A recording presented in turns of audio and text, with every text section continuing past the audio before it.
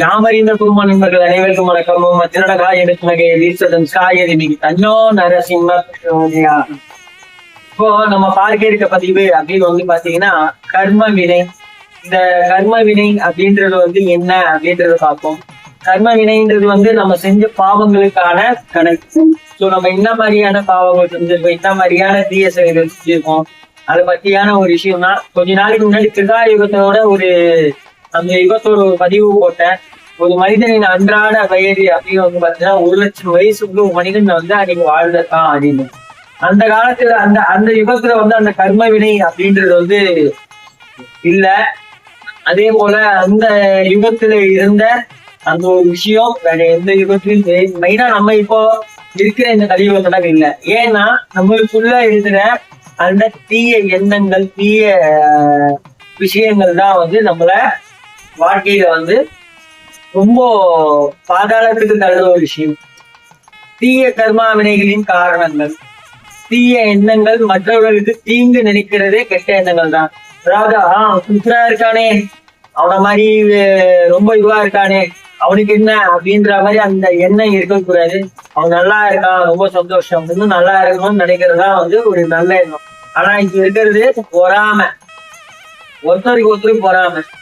அவன் கஷ்டப்படுறான், அவன் வந்து அவன் லைஃப்ல வந்து ஒவ்வொரு அடியும் முன்னே எடுத்து வச்சுக்கிட்டு போறான். அவன் அந்த அடி எடுத்து வைக்கிறதுக்கு எவ்வளவு கஷ்டப்பட்டான்னு அவனுக்கு தான் தெரியும். ஆனா நம்ம என்ன நினைக்கிறோம், அவனுக்கு என்ன, அவன் சூப்பரா இருக்கானே, அவன் வந்து இந்த மாதிரி இருக்கானு. இதுதான் வந்து கர்மவினை. நீங்க இந்த எண்ணம் என்று இந்த மாதிரி எண்ணம் உங்களுக்குள்ளே இருக்கிறதுனாலதான் உங்க லைஃப்ல உங்களுக்கு நிறைய பாதிப்பு ஏற்படுது. அவன் நல்லா இருக்கான்னு சந்தோஷப்பட்டு நீங்களும் அதுல இருந்து முன்னேறி நீங்க நல்லா இருக்கிற வழியை பார்க்கணுமே தவிர அவன் நல்லா இருக்கானே அப்படின்ற மாதிரி அந்த கெட்ட எண்ணங்கள் இருக்கக்கூடாது. அந்த எண்ணங்கள் இருந்தாலே உங்க வாழ்க்கை அழிவின் பாதை கண்டிப்பாக செல்லும். அது கண்டிப்பா சொல்றேன், இதை செஞ்சு மாத்திக்கோ. அதே போல வந்து தீய செயல்கள், பொய் சொல்லுதல், நான் இங்கதான் இருக்கேன் அங்கதான் இருக்கேன்னு பொய் பேசுறது. அதே போல திருடுதல், மற்றவங்களுக்கு தெரியாம திருடுறது, அவங்களுக்கே தெரியாம அந்த பொருளை திருடுறது, ஏமாத்துறது, காசு கொடுக்காம கொடுத்துட்டேன்னு சொல்றது, நிறைய விஷயங்கள். நான் ஒரு எடுத்துக்காட்டுக்காக காசை மீன் மாதிரி சொன்னேன். அந்த மாதிரி வந்து நிறைய விஷயங்கள். அதே போல மற்றவங்க மனசை புண்படுத்துறது, அதே போல வந்து நிறைய சொல்லலாம். தப்பு அப்படின்னா தப்புல நிறையவே சொல்லலாம். ஒருத்தனை ஏமாத்துறதும் தப்பு தான். அதே போல வந்து அவங்க கிட்ட இருக்கிற விஷயத்த வந்து நம்ம கொள்ளடிக்கணும்னு நினைக்கிறதும் தப்பு தான். அதே போல அவன் வந்து அழியணும்னு நினைக்கிறதும் தப்பு தான். இந்த மாதிரி இந்த தீய சேவைகள் வந்து அவன் அழியணுன்றதுக்காக நம்ம பின்னாடி வந்து குழி வெட்டுறதும் தப்பு தான். இந்த மாதிரி இந்த தீய செயல்கள் இருந்ததுன்னா கண்டிப்பா இந்த கர்ம வினை நம்ம லைஃப்பை தான் பாதிக்கும். நம்ம ஒருத்தனை வினை விதைச்சுன்னா அந்த வினை நம்ம பக்கம் தான் திரும்பும். அந்த வினையோட அறுவடை நம்மளுக்கு தான் நடக்கும். இன்னைக்கு நடக்கல, நான் இன்னைக்கு என்ன சூப்பரா தான் இருக்க நினைச்சாலும் நாளைக்கு அது பெருசா தூக்கம் மாதிரி பெருசா ஒரு பெரிய பள்ளம் ஊந்துரும். இந்த செஞ்சு அந்த எண்ணங்கள் மட்டும் இருக்கக்கூடாது. நம்ம மனிதர்கள் இந்த செகண்ட் கூட அர்த்தத்தை பத்தி லைட்டா ஒரு சின்ன பொறாமை வரலாம். சரி, அந்த பொறாமை அப்படியே இருந்துச்சுன்னா நம்ம லைஃபை அழிச்சிடும். அதே போல வந்து அதிகாரத்தை தவறாக பயன்படுத்தும். உனக்கு ஒரு அதிகாரம் கொடுத்துருக்காங்க, நீங்க ஒரு பொசிஷன் போஸ்டிங்ல இருக்க அப்படின்னா அந்த போஸ்டிங்க்கு ஏத்த மாதிரி நடந்துக்கணுமே தவிர அந்த போஸ்டிங்கை பேஸ் பண்ணி உன்னோட பர்சனல் ஒர்க்கோ உன்னோட இதுலையோ நீ துஷ்பிரயோகம் செய்யக்கூடாது. தப்பான வழியிலையோ அந்த அதிகாரத்தை பயன்படுத்தினா அதுவும் கர்ம வினைகள் செய்யும். அதனாலதான் நிறைய பேர் வந்து நிறைய இடத்துல வந்து ஆபீஸ்ல வந்து ஸ்ட்ரகிள்ஸ் ஃபேஸ் பண்றாங்க. ஆபீஸ்ன்னு இல்லை, அரசியல்வாதியா யாரா வேணா இருக்கணும். ஒரு பொசிஷன்ல இருந்து ஒரு பொறுப்புல இருந்து அடுத்த பொறுப்புக்கு அவங்களால போக முடியாது. ஒரு மிகப்பெரிய காரணமே அவங்க செய்யற அந்த போஸ்டிங்கோட அந்த பதவியோட பவரை வந்து துஷ்பிரயோகம் பண்றதுனாலதான். ஸோ இந்த மாதிரி கர்ம வினைகள் செஞ்சா அது நம்மள பாதிக்கதான் செய்யும்.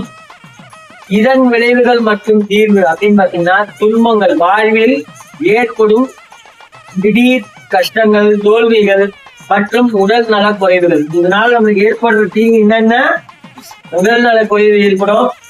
நம்மளுக்கு எப்பயுமே ஒரு பண கஷ்டம், மன கஷ்டம், ஏதோ ஒரு விஷயத்துல கஷ்டம் இருக்கும்.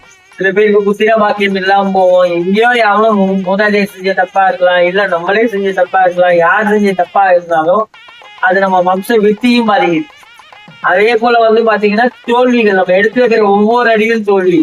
பண கஷ்டம். நம்ம அடுத்த இடத்துக்கு போகணும், ஒரு 10 ரூபா சம்பாதிச்சு அந்த 10 ரூபா அடுத்த இடத்துக்கு போகணும் அப்படின்னு முடியல. காரணம் என்னன்னா அடுத்தவங்க நல்லா இருக்கக்கூடாதுன்னு நம்ம நினைக்கிறதுனால நம்மளுக்கு அது அப்படியே ரிவர்ஸ் ஆகுது. சோ நம்ம அங்க என்ன வினையை விதைச்சிருக்கோமோ அந்த வினைக்கான பலன், அந்த தீய வினைக்கான பலன் நம்மளதான் வந்து சேருதுன்றத தயவு செஞ்சு மைண்ட்ல பிக்ஸ் பண்ணிக்கோங்க. தீர்வு அப்படின்னு வந்து பாத்தீங்கன்னா நல்ல செயல் செய்தல், தியானம், இறை வழிபாடு மற்றும் தொண்டு செய்வதன் மூலம் கர்ம வினைகள் தாக்கத்தை குறைக்கலாம். அதாவது தொண்டு அப்படின்றது வந்து இறை தொண்டு செய்யலாம், இல்ல மற்றவங்களுக்கு வந்து உதவி செய்யறது, இந்த மாதிரி நிறைய விஷயங்கள். இந்த மாதிரி விஷயத்த நீங்க செஞ்சுட்டு வந்தீங்கனாலே உங்களுக்கு நிறைய நன்மைகள் நடக்கும். ஆனா நான் இந்த விஷயமும் செஞ்சுட்டு நான் பாவமும் செய்வேன்னா கண்டிப்பா நல்லது நடக்காது.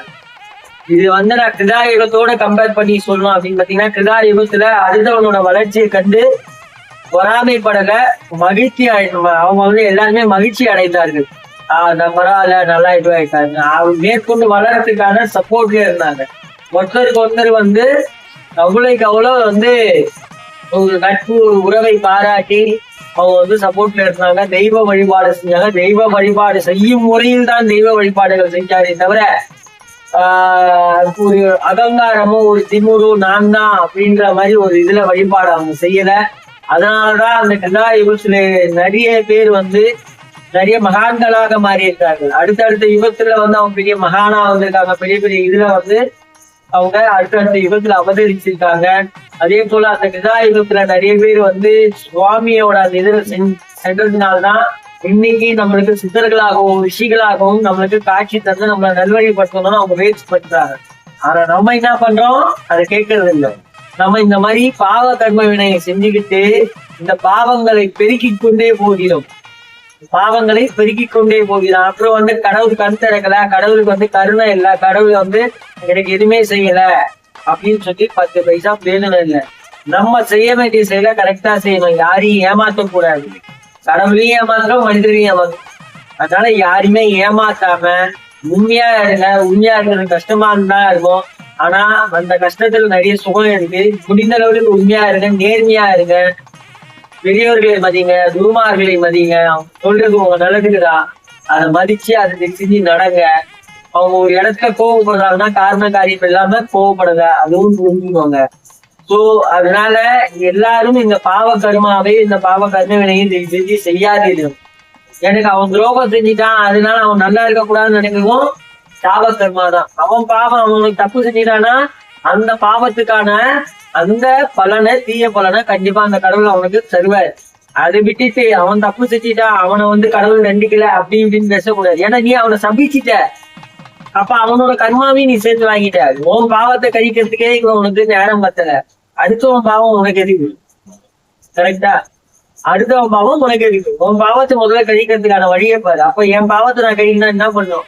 முடிஞ்ச அளவுக்கு என்னால முடிஞ்ச நல்லது செய்யணும். 4 பேருக்கு சாப்பாடு போடணும், 4 பேருக்கு நல்ல விஷயத்த சொல்லணும், 4 பேருக்கு நல்லது செய்யணும். அது செய்யாம போட்டி, பொறாம, நான் தான் அந்த அகம்பாவம், அந்த திமிரு, அதே போல வந்து அடுத்தவங்க வந்து இதுவா இருக்கக்கூடாது, எல்லாத்தையும் அவன் வந்து நான் தான் இதுவா இருக்கணும், இந்த பேருக்காக, இந்த ஊருக்காக இந்த மாதிரி செய்யறது வந்து வாழ்க்கையில என்னைக்குமே சரிப்பட்டு வராது. இறை வழிபாடு செய்யறதாலும் இறை கொண்டு செய்யறதாலும் முழு மனதோடு செய்ய வேண்டும். முழு மனதோடு அனைவரையும் அரவணைத்து செய்ய வேண்டும். அதை விட்டுட்டு இந்த பேருக்காகவும் இந்த இதுக்காகவும் அந்த பதவிக்காகவும் நம்ம செஞ்சோம்னா அது நாளைக்கு நம்மள கொண்டு போயிட்டு தப்பான இடத்துல தள்ளி பெரிய பாதாளத்துல தான் தள்ளும். அதை செஞ்சு புரிஞ்சுக்கோங்க. உங்களுக்கு முன்னாடி ஒருத்த மலர்னா நீங்க அதை கண்டு மகிழணுமே தவிர அதை கண்டு பொறாமப்படக்கூடாது, சபிக்கக்கூடாது. இதை செஞ்சு இந்த தவறுகளை நீங்க செஞ்சுனே வந்தீங்கன்னா என்னதான் நீங்க வாழ்க்கையில முட்டி மோதினாலும் இருக்கிற நிலையிலிருந்து அடுத்த நிலை போடுறது ரொம்ப கஷ்டம். இருக்கிற நிலையிலிருந்து அடுத்த நிலை போடுறது ரொம்ப கஷ்டம். உங்களை நீ காப்பாத்துறது அப்படின்னு பாத்தீங்கன்னா மூதாதையர்கள் செஞ்ச ஏதோ ஒரு புண்ணியத்துல வந்து நீங்க காப்பாற்றப்படுகிறது. புரியுதுங்களா? அதனால உங்களுக்கு வந்து இத யுகங்கள் பேஸ் பண்ணி சொல்லணும் அப்படின்னு வந்து பாத்தீங்கன்னா சொல்லலாம். எப்படின்னு பாத்தீங்கன்னா நரசிம்ம அவதாரம் நடந்தது ஒரு யுகம். நரசிம்ம அவதாரம் நடந்தது ஒரு யுகம். அந்த யுகத்திலேருந்து அடுத்த யுகத்துல அவர் பேரனுக்கு நடந்தது இன்னொரு ஒரு விஷயம். சோ இப்போ இந்த கிருதாயுகத்துல நரசிம்மர் அவதாரம் நடந்தது. அப்ப இந்த கிருதாயுகத்துல நரசிம்மர் அவதாரம் நடந்த அவர் இந்த நரசிம்மர் அவதாரத்துல வந்து பிரகலாதனுக்காக அவதரித்தார். பிரகலாதனுக்காக அவதரித்து அவர் வந்து பக்தனுக்காக என்ன செய்யணுமோ அதை செஞ்சு கொடுத்தார். அது வந்து ஒரு யுகத்தோட ஒரு விஷயம். ஆனா அடுத்தது அப்படின்னு பாத்தீங்கன்னா திரேதா யுகத்துல வந்து பாத்தீங்கன்னா ஒரு பரசுராமர் அவதாரம் எடுக்கும் போது, அதாவது உலகளந்த பெருமாள் அவதாரம் எடுக்கும்போது என்ன பண்ண, விண்ணையும் அளந்தார் மண்ணையும் அளந்தார். சோ அப்ப அந்த இடத்துல என்ன ஆகுது, அவர் வந்து அவங்க தாத்தா சிக்கி அந்த புண்ணியம் வந்து இவ்வளவுதான் இருக்கு, உன் தலைமுறையில இல்லடா அப்படின்னு சொல்லி இது பண்ணியிருக்காரு. சோ அதனால நம்ம செய்யற அந்த நற்பலன் தான் அடுத்தடுத்த வம்சாவழிக்கு வந்து அது போவோம். அதனால அதை செஞ்சு நம்ம இன்னைக்கு என்ன நம்ம விதைக்கிறோமோ அந்த விதையின் அறுவடை நம்மளோட வம்சத்துக்கு தான். அதனால யாருமே இதை செஞ்சு திரும்ப திரும்ப சொல்றேன், யாருமே தப்பு செய்யாதீங்க. நீங்க தப்பு செய்ய நீங்க பண்ற எல்லா தவறுக்கான பலன்களையும் அனுபவிக்கக்கூடியவர்கள் உங்களோட வம்சத்தை சார்ந்தவர்கள். உங்களுக்கு அடுத்து வர 7 தலைமுறையில் ஒரு தலைமுறையை கண்டிப்பாக அது பாதிக்கதான் செய்யும். நான் கல்யாணம் பண்ணிக்கிறேன், நீ பண்ணிக்கலன்னா பரவாயில்ல, ஆனா உங்க அண்ணனும் தம்பிக்கு யாரும் ஒருத்தனோட இதுல போயிட்டு அந்த பாவத்தை கொண்டு போய் இறக்கிடும். அதனால இது வந்து செஞ்சு யாரும் தப்பு செய்யாதீங்க. இந்த கர்ம வினையிலிருந்து வெளில வர்றதுக்கான வழியை பாருங்க. மீண்டும் சொல்றேன், கர்மாக்களை செய்யுங்கள், தீய கர்மாக்களை செய்யாதீர்கள்.